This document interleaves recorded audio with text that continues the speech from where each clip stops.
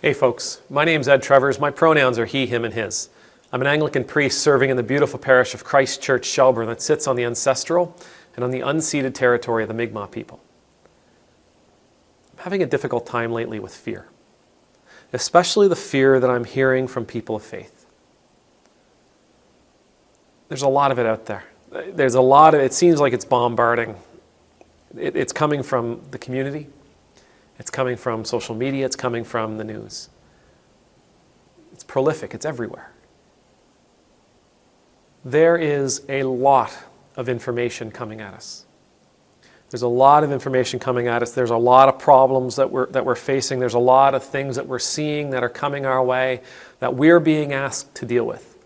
We're being asked to change our behaviors, to change our ways. We're being asked to trust in ways that we're not used to trusting. We're being told that changes are coming that we may not like. And that's just the stuff coming from the established media. There's also all this nonsense that's coming from conspiracy theorists, QAnon, people just lying to cause a stir. There's information coming from self-made experts. All of it is mixed in together. Every single ounce of it is mixed in together.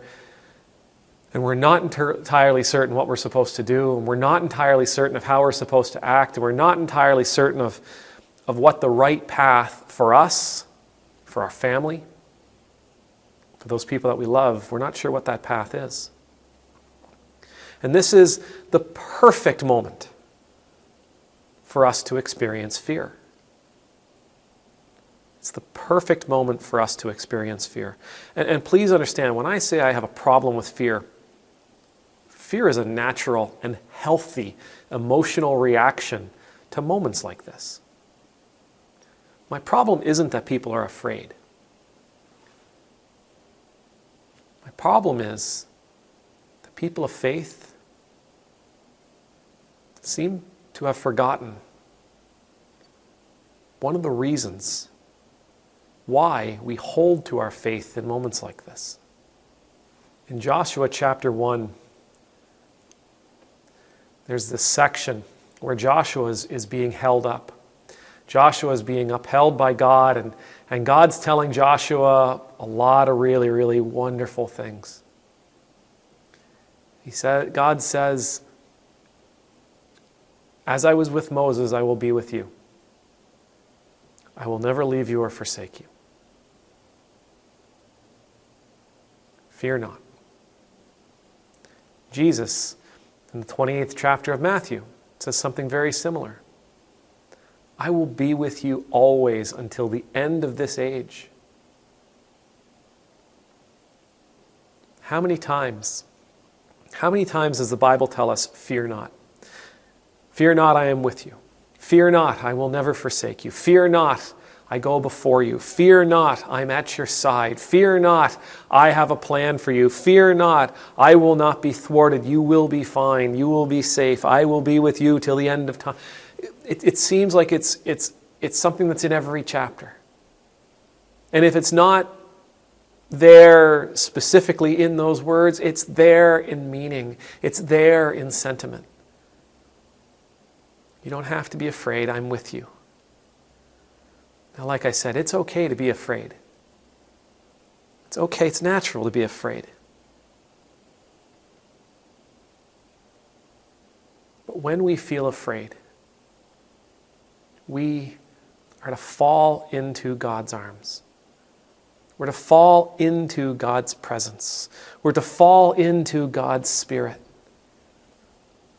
We're to allow God to envelop us, to offer us comfort.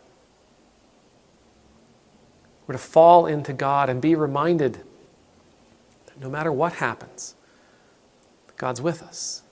That no matter what may come, God's with us. No matter what's happening in the world around us, God is with us. No matter how we suffer, no matter what we have to endure, God is with us. Now, in our day and age, well, at least as long as I've been alive, I can't ever remember a time like this. I can't remember a time as turbulent as this. Elections, conspiracies, a pandemic,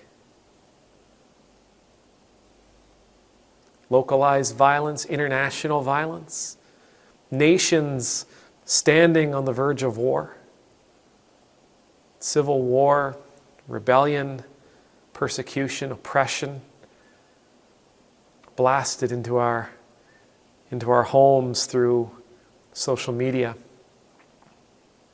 through news networks. I can't remember a time like this.